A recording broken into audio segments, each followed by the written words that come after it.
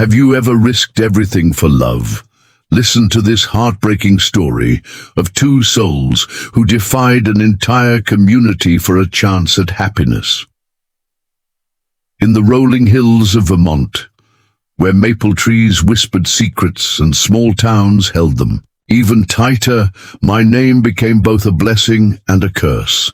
I'm Richard Collins, and this is the story of how our forbidden love shattered the peace of Oak Ridge, a town where tradition wasn't just respected, it was the law. The first time I saw Eleanor Montgomery was at the annual Oak Ridge Harvest Festival.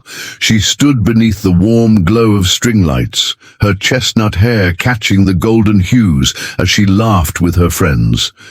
She was the daughter of William Montgomery, the most powerful man in our town and owner of the lumber mill that employed half of Oak Ridge. I was simply the new high school English teacher who had moved from Boston, hoping to find peace in small-town America. "You must be Mr. Collins," she said, approaching me with an extended hand and a smile that would eventually become my entire world. "I'm Ellie Montgomery. My father mentioned the school hired a new teacher from the city." Her handshake lingered perhaps a second too long, but in that moment, something shifted in the universe. I was 33 years old, and she was 29, a respectable gap by any standard. But in Oak Ridge, the Montgomery name carried weight and expectations that no outsider could fully comprehend. "Richard," I corrected her, finding my voice. "Richard Collins, and yes, fresh from the concrete jungle to teach Hemingway and Fitzgerald to the youth of Oak Ridge." She laughed, and I swear the stars above us brightened. "Well, Richard Collins, welcome to our little corner of nowhere. I hope you find what you're looking for here." What I didn't know then was that what I would find was her, and that discovery would cost us both more than we could have imagined. Eleanor, I soon learned, worked as the town librarian after returning from college in New York. She'd been engaged once to the son of another prominent family, but had broken it off for reasons nobody discussed openly. In a town of 4,000 people, this was both shocking and somewhat scandalous, especially for a Montgomery. Our friendship developed innocently enough. She would visit the high school library, bringing new acquisitions and recommendations. I would stop by the public library, claiming to need research materials for my classes. We discussed books, debated authors, shared coffee in the back room where the rare books were kept, safely away from prying eyes. "What brought you here?" "Really?" she asked me one October afternoon, as rain pelted the library windows and the smell of old books surrounded us like a protective shield. "Nobody leaves Boston for Oak Ridge unless they're running from something." I considered lying, crafting some noble story about wanting to shape young minds in rural America, but something in her eyes demanded honesty. "My mother died," I said simply. "Cancer. After the funeral, I couldn't bear to stay in our apartment anymore. Every corner held a memory. So I applied to teaching positions as far from my life as possible, and here I am." Eleanor reached across the table and placed her hand over mine. "I'm sorry," she whispered. "I lost my mother when I was 15. Car accident on Route 7. That touch, that shared grief, formed a bridge between us that neither of us recognized as dangerous. By November, our accidental meetings had become deliberate. We'd drive separately to a coffee shop in Burlington, 40 minutes away, where nobody knew us. We'd take walks in state parks where the trees couldn't whisper our secrets back to Oak Ridge. We convinced ourselves we were just friends, just two souls finding comfort in conversation. "My father has expectations," she confided. During one of these outings, her breath visible in the cold December air as we walked along Lake Champlain. "The Montgomery women marry men who strengthen the family's position. Business partners, political allies, old money. When I broke off my engagement to Thomas Whitaker, my father didn't speak to me for 6 months." "Is that why you came back from New York?" I asked, careful not to step too close to her as we walked, though everything in me wanted to close the distance. She nodded, her eyes fixed on the frozen lake. Dad had a minor heart attack. I came home to help, and somehow never left. Sometimes I feel like I'm trapped in amber, Richard, preserved but not really living. That night, in the parking lot of the state park, with snowflakes beginning to fall around us, Eleanor Montgomery kissed me. It was gentle, hesitant, and absolutely earth-shattering. When she pulled away, her eyes wide with what she'd done, I knew we'd crossed a line that could never be uncrossed. "This can't happen," she whispered, even as her fingers gripped my coat lapels. "My father would destroy you." "I know," I replied, but I kissed her again anyway, tasting fear and freedom in equal measure. What followed was 2 months of secret meetings, stolen moments, and elaborate precautions. We communicated through a system of book checkouts at the library, notes hidden in the pages of classics that only we would read. We met in motels 2 towns over, using cash and fake names. We created a world within a world known only to us. "I love you," she told me in February, as we lay entangled in sheets in a motel room in Montpellier. "I've never said that to anyone, and meant it the way I mean it now." I traced her face with my fingertips, memorizing every curve and angle. "I love you too, Ellie. Enough to walk away if that's what you need me to do." She pressed her forehead against mine. "That's why I can't let you go. But secrets in small towns have a way of surfacing like bodies in a lake." Ours emerged through a series of small mistakes. A student spotting us in Burlington, Eleanor's car parked too long at the school, a missed dinner at her father's house that couldn't be explained away. It was Margaret Wilson, the town gossip and school secretary, who connected the dots. I still remember her expression changing when she handed me my mail in the teacher's lounge one morning. The slight narrowing of her eyes, the curl of her lip that told me she knew. By that afternoon, the whispers had started. By the next day, they'd reached William Montgomery. I was grading papers when the principal called me to his office. Inside, William Montgomery sat waiting, his large frame dwarfing the visitor's chair, his face an alarming shade of red. "Mr. Collins," Principal Davis began uncomfortably, "Mr. Montgomery has some concerns he'd like to discuss with you." William didn't wait for niceties. "You will end whatever is happening between you and my daughter immediately," he said, his voice deceptively calm. "Then you will resign your position, citing personal reasons, and leave Oak Ridge by the end of the week." I sat very still, feeling the world shift beneath me. "With all due respect, Mr. Montgomery, that's a decision for Eleanor and me to make together." His laugh was cold, empty of humor. "You misunderstand me, son. This isn't a negotiation. Eleanor has responsibilities to this family, a position in this community. I've worked too hard, building what we have, to watch her throw it away on some transient teacher with no roots and no future here." "Dad!" Eleanor's voice came from the doorway, where she stood trembling, her face pale. Someone, likely Margaret, had called her too. "Stop this right now!" William turned to his daughter, his expression softening slightly. "Eleanor, this is a family matter. We'll discuss it at home." "No," she said, stepping fully into the room. I'd never heard that tone from her before. Steel beneath silk. "I'm 29 years old. I'm not a child you can order around anymore. As long as you live under my roof, work at my library, and carry my name, then maybe I don't want your roof, your job, or your name anymore," she interrupted, moving to stand beside my chair, her hand finding my shoulder. The room fell silent.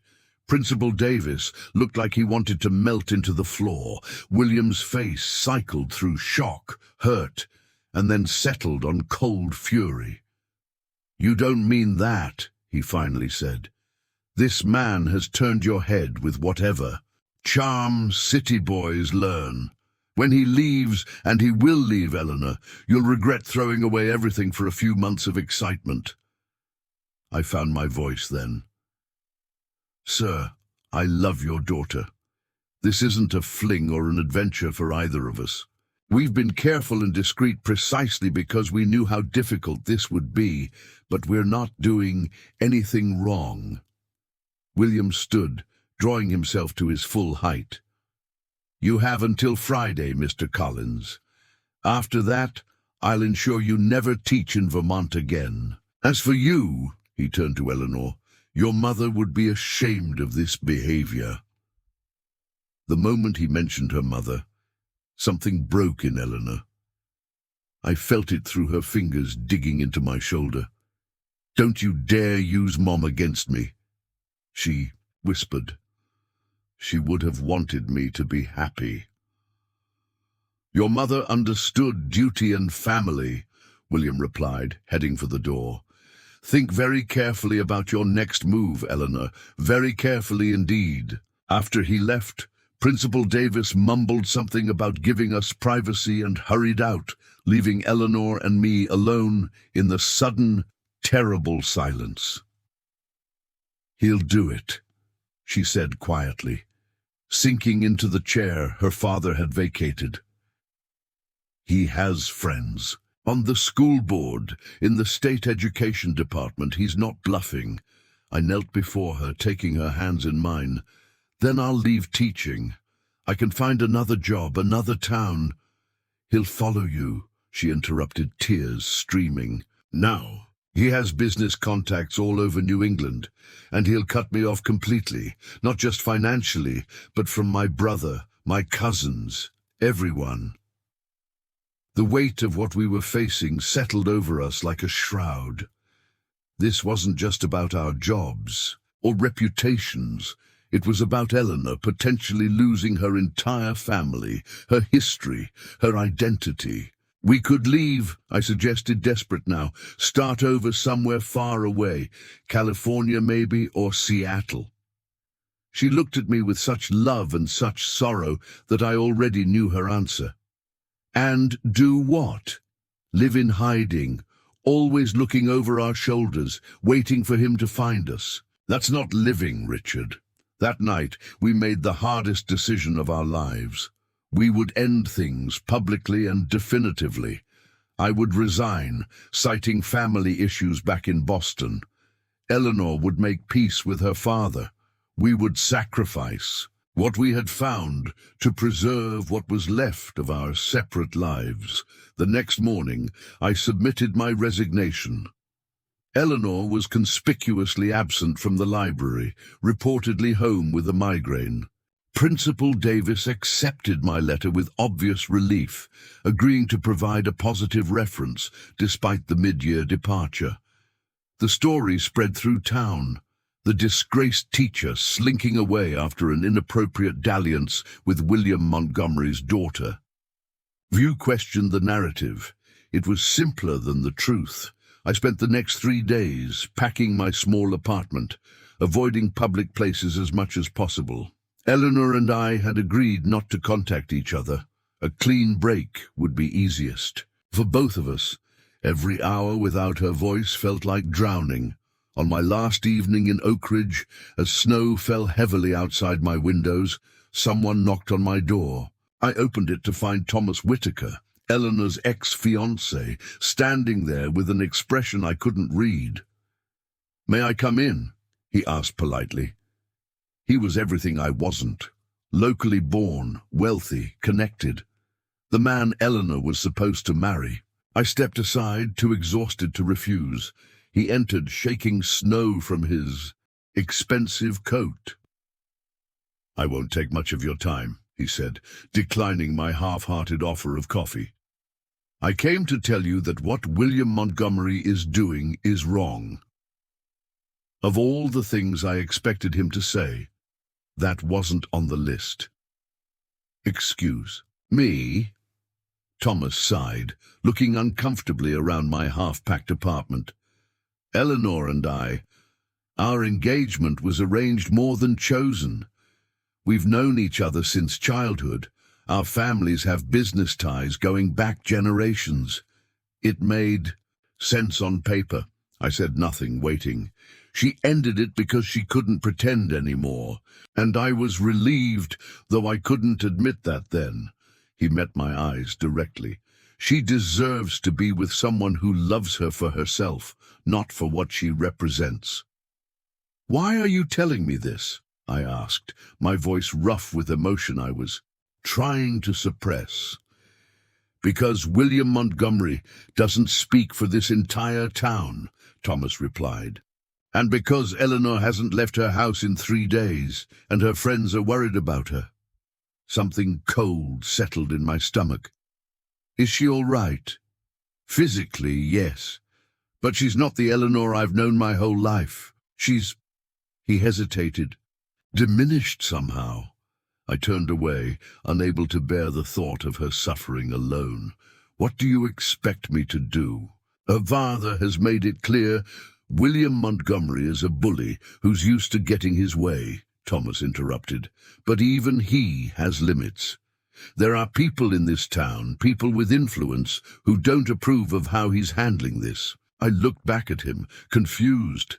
"Are you saying—" "I'm saying that if you truly love her, you shouldn't give up so easily, and that if you fight for her, you might find you have more allies than you think." After he left, I sat in my half-empty apartment for hours, turning his words over in my mind. Was he offering genuine support or setting me up for an even greater fall? Was there really a chance for Eleanor and me, or was I clinging to false hope? At midnight, I made a decision that would change everything. I picked up my phone and texted Eleanor. "Meet me at our spot. 1 hour, please." Our spot was a clearing, in the woods behind the high school, where we had sometimes met during lunch periods, sharing sandwiches and conversation where curious eyes couldn't find us. It was risky, if she was being watched or if she showed my message to her father, but I had to try. I waited in the freezing darkness, snow soaking through my boots, doubt growing with each passing minute. But at 1:30 I heard the crunch of footsteps, and there she was, bundled in her winter coat, her face pale in the moonlight. "You shouldn't have contacted me," she said, but she stepped closer, not away. "I had to see you," I replied. "I can't leave like this, Ellie. I can't walk away without fighting for us." "There's nothing to fight for," she whispered, but her voice broke on the words. "My father will never accept this. He'll make both our lives miserable." "Then let him try," I said, taking her gloved hands in mine. "Thomas Whitaker came to see me tonight." Her eyes widened. "Thomas? Why?" I told her about his visit, about his suggestion that William Montgomery didn't speak for everyone in Oak Ridge, that there might be a way forward if we were brave enough to take it. "It's not that simple," she protested, but I could see a flicker of hope in her eyes. "It is that simple," I insisted. "I love you, Eleanor Montgomery. I've loved you since that first night under the festival lights. And I think we owe it to ourselves to at least try." She looked away, tears freezing on her cheeks. "What are you suggesting?" "Stay with me," I said. "Come with me to Boston, just for a while until the dust settles. We'll figure out the rest together." "You want me to run away with you?" She asked, disbelief in her voice. "I want us to have a chance," I corrected. "Away from your father's influence, away from the gossip and pressure of this town. We deserve that much." Eleanor was silent for a long time, snowflakes catching in her hair, her breath clouding between us. Finally, she looked up at me, determination replacing the fear in her eyes. "If we do this," she said slowly, "we do it right. No sneaking away. In the night like we're ashamed. If we're going to stand up to my father, we do it openly." My heart raced with both exhilaration and terror. "What are you saying?" I'm saying," she stepped closer, her voice stronger now, "that tomorrow morning I'm going to pack my bags, tell my father exactly what I'm doing and why, and then I'm going to walk out his front door with my head held high, and if you're serious about this, you'll be waiting for me when I do." It was the bravest thing I'd ever heard anyone say. "I'll be there," I promised. 9 o'clock, in front of Montgomery House. She kissed me then, fierce and certain, before turning to go. 9 o'clock, she repeated. "Don't be late." I barely slept that night, alternating between hope and dread. What if William Montgomery had her locked in her room? What if he called the police, accused me of harassment? What if Eleanor changed her mind? At 8:45 the next morning, I parked my car directly in front of the imposing Montgomery family home, a Victorian mansion that overlooked the town from its perch on the hill. Within minutes, curious neighbors began to notice windows' curtains twitching up and down the street. At precisely 9 o'clock, the front door opened, and Eleanor appeared, pulling 2 suitcases. Behind her, William Montgomery's voice boomed, though I couldn't make out the words. She continued down the steps, her face set in determined lines, not looking back even as her father appeared in the doorway, his face contorted with rage.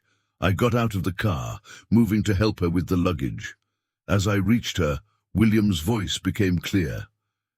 "If you get in that car, Eleanor Jane Montgomery, you are no longer my daughter," he shouted for all the neighborhood to hear. "Do you understand me? You will be dead to this family." Eleanor paused then, and for a terrible moment I thought she would turn back. Instead, she set down her suitcases and turned to face her father. "I will always be your daughter, Dad," she called back, her voice steady despite the tears streaming down her face. "And I will always love you. But I can't live my life to please you anymore. When you're ready to accept me, to accept us, you know where to find me." She turned back to me, nodding once. I loaded her luggage into the trunk, opened her door, and then walked around to the driver's side, feeling William Montgomery's hateful stare burning into my back with every step. As we drove away from Oak Ridge, Eleanor was silent, staring out the window at the town that had been her whole world for most of her life. I didn't speak, giving her space to process the enormity of what she had just done. It wasn't until we crossed the state line into Massachusetts that she finally turned to me, her expression clearing like the sky after a storm. "I've never been this scared," she admitted, "or this free." I reached for her hand, squeezing it gently. "We'll figure it out together, day by day." And we did, though it wasn't easy. We stayed with my college roommate in Boston until we found an apartment we could afford. Eleanor got a job at a small independent bookstore while applying to library positions. I substituted at various schools until landing a permanent position for the following year. William Montgomery made good on his threats, at least at first. He used his connections to make sure no libraries in the area would hire Eleanor. He cut off her access to her bank accounts and removed her from the family health insurance. He even called my new school, though thankfully the principal was unimpressed by his attempts at interference. But what William couldn't control was the rest of Oak Ridge. To our surprise, Eleanor's brother Michael began calling regularly, defying their father's edict. Her cousins sent cards and care packages. Even more surprisingly, a group of prominent town citizens, led by none other than Thomas Whitaker, began publicly questioning William's actions, suggesting that driving away his only daughter reflected poorly on his judgment and character. 6 months after we left, Eleanor received a letter from her father's sister, Aunt Patricia, who had always been something of a rebel in the Montgomery family. "Your father is a proud, stubborn man," she wrote, "but he's also a man who has lost more than he expected. The house is too quiet without you. He sits in the library, your library, for hours sometimes, just staring at nothing. He won't admit it yet, but he misses you terribly. 3 months after that letter, on a crisp October day, exactly 1 year after we first met, Eleanor's phone rang with her father's number. She answered it with shaking hands, stepping onto our small balcony for privacy. When she came back inside, 20 minutes later, her eyes were red, but her smile was genuine. "He wants to meet," she said simply. "Just to talk. No promises, no expectations." We drove back to Oakridge the following weekend, my stomach in knots as we passed the familiar landmarks. William Montgomery was waiting on his front porch, looking older and smaller than I remembered. He stood when he saw us, his posture stiff, but his eyes hungry as they took in his daughter. The conversation was awkward, halting, full of careful words and measured responses. But it was a beginning. William didn't apologize. I don't think he knew how, but he did listen as Eleanor told him about our life in Boston, our plans for the future. "You look well," he said finally, directly addressing me for the first time. "Both of you." "We are," I replied, feeling Eleanor's hand tighten around mine. Before we left, William cleared his throat uncomfortably. "The high school is looking for a new English department head for next year," he said, studying a point. Somewhere over my left shoulder. "The current one is retiring in June. If you were interested, well, I could put in a word." It wasn't an apology, or even full acceptance. But from William Montgomery, it was an olive branch the size of a redwood. "I'll think about it," I said, matching his casual tone, though my heart was racing. As we drove away, Eleanor leaned her head against my shoulder. "Did that really just happen?" she whispered. "I think it did," I replied, still somewhat in shock. "Your father just offered to help me get a job." She laughed, the sound bright and hopeful in the car. "Maybe there's hope for him yet." That was 2 years ago now. We did move back to Oakridge eventually, though not right away. I took the department head position, and Eleanor now runs the library, having gradually reconciled with her father through a series of small steps and compromises on both sides. We bought a small house on the edge of town, far enough from Montgomery House to maintain our independence, but close enough for Sunday dinners, which have become a cautious tradition. William walked Eleanor down the aisle at our wedding last spring, his face a complex mix of emotions as he placed her hand in mine. Thomas Whitaker was there too, with his new partner, raising a glass to us at the reception. Small towns change slowly, but they do change. Oakridge is still Oakridge, with its gossip and traditions and long memories. But it's also become a place where Eleanor and I can walk down Main Street holding hands, where students don't whisper when I enter the classroom, where the Montgomery name is still respected but no longer feared as it once was. Sometimes, on clear nights, Eleanor and I walk to the clearing in the woods where we once met in secret, now just another place where we can be together openly. We look up at the stars and remember how close we came to losing each other, how much courage it took to fight for what we have now. "Do you ever regret it?" I asked her recently, as we stood in that clearing under a canopy of autumn leaves. "Standing up to your father, leaving everything behind." She turned to me, the moonlight catching in her hair just as the festival lights had that first night. "Not for a single moment," she said, her voice sure and steady. "Some prices are worth paying for the right kind of love." In Oakridge, Vermont, where the maple trees still whisper secrets but no longer ours, we've built a life from the ruins of what we once tore down. It isn't perfect, nothing real ever is, but it's ours, hard-won and precious beyond measure. So I ask you, if you were faced with losing everything for love, would you have made the same choice?